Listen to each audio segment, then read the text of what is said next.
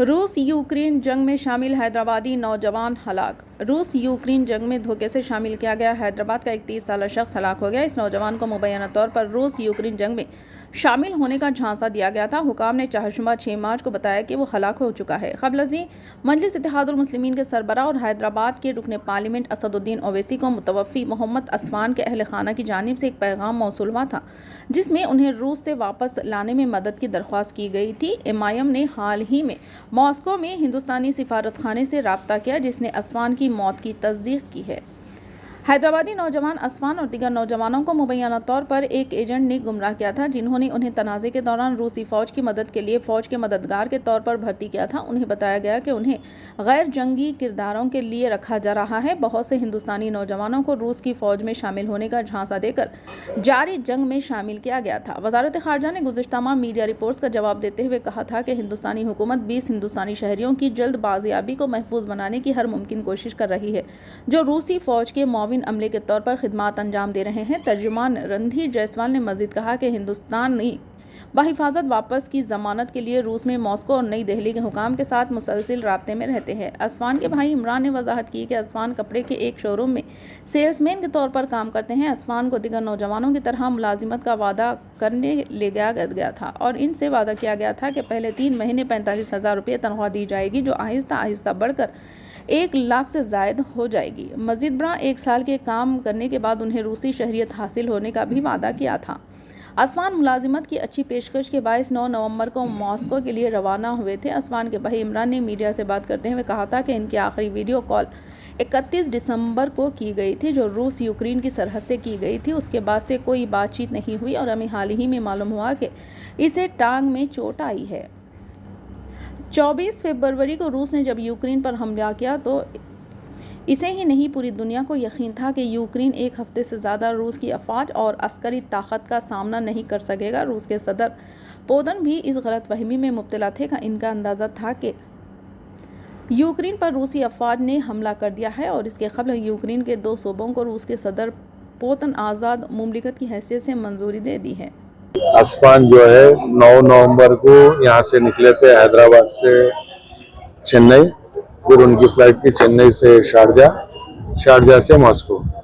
ये 12 नवंबर को मॉस्को पहुंचे थे। ये गए थे बाबा ब्लॉक्स के जरिए, जिसमें बाबा ब्लॉक्स दुबई में है और उनके जो सब एजेंट है बम्बई में पूजा और सुफियान, ठीक है। इसके बाद जब ये मॉस्को रीच हुए तो बाबा ब्लॉक्स के वहाँ पर 4 एजेंट हैं जो असफान को एयरपोर्ट रिसीव करने आए थे। असफान हैदराबाद से, जहूर कश्मीर से और अरबाब हुसैन यूपी से। उनको वहाँ पर मॉस्को एयरपोर्ट पे रमेश और नाजिल बोल के एजेंट्स हैं जो चेन्नई के हैं, वो लोग वहाँ पर आए थे उनको रिसीव करने के लिए। वहाँ पर ये लोग उनसे पैसे भी लिए, डॉलर्स में जो लेके गए थे वहाँ से वो डॉलर भी लिए।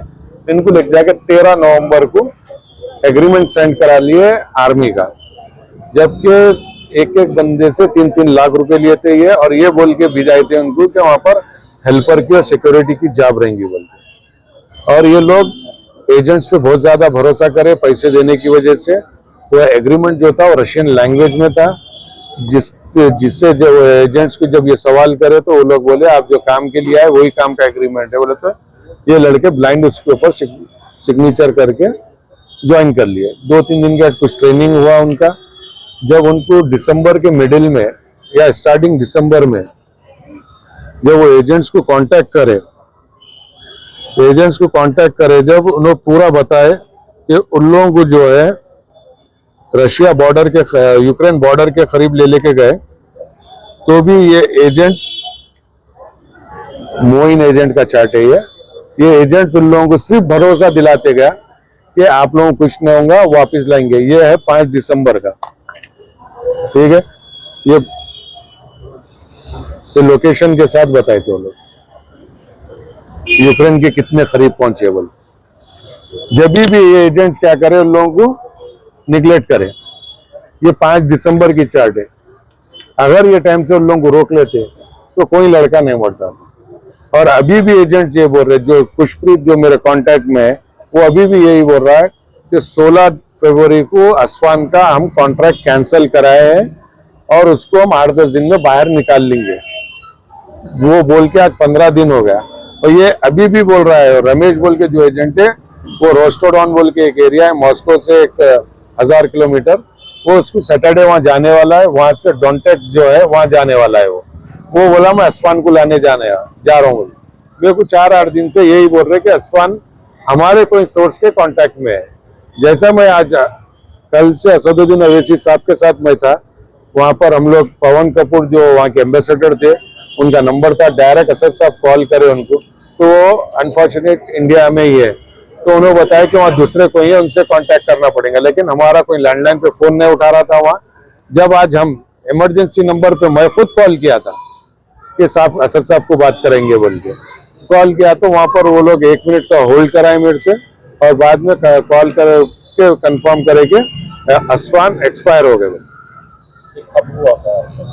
वही पूछ रहा मैं उनसे कि इसका ऑफिशियल कैसा है, कि भाई आपको कोई लेटर आया या आपको कोई मेल आया या वहां से बर्थ सर्टिफिकेट आया या पोस्टमार्टम रिपोर्ट आया?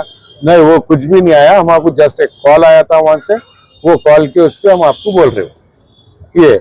और एजेंट्स अभी भी बोल रहे कि वो है, हम आपको ट्यूसडे तक का टाइम दियो, हम आपको उससे मिलेंगे। अब मेरे को एजेंट्स की बात पे अब 1% भी भरोसा नहीं है। 99% इंडियन गवर्नमेंट की भरोसा है। अगर ये जो हुआ रियल हुआ, तो हम गवर्नमेंट से ये चाह रहे हैं कि उसकी बॉडी को हमारे तक पहुंचाए, और ये एजेंट जो 7 एजेंट्स है, इनके खिलाफ सख्त से सख्त कार्रवाई करे। किधर के रहने वाले एजेंट्स? ये 3 एजेंट बम्बई के हैं, जिसमें से एक एजेंट दुबई में है, 2 एजेंट बम्बई में थे अभी, और बाकी के 2 एजेंट जो है चेन्नई के, रमेश और नाजिल, और एक एजेंट है मोइन जो राजस्थान का है, और एक एजेंट है खुशप्रीत जो रशियन पासपोर्ट होल्डर है, लेकिन रशिया में रहता, मॉस्को में। रशियन एम्बेसी को जिम्मेदारी मेरे को खाली मैं वो भी इमरजेंसी नंबर पे मैं कॉल किया बोल के मेरे को मालूम हुआ, और रशियन एम्बेसी ना मेरे को कोई मेल किया, इंडियन एम्बेसी जो रशिया में है मॉस्को में, ना मेरे को कोई मेल किए, ना ही कोई मेरे को अभी तक उनसे रिलेटेड डॉक्यूमेंट पहुंचाए कि इनका एक्सपायर हो गया। खाली एक फोन कॉल पे ये न्यूज हुआ बस।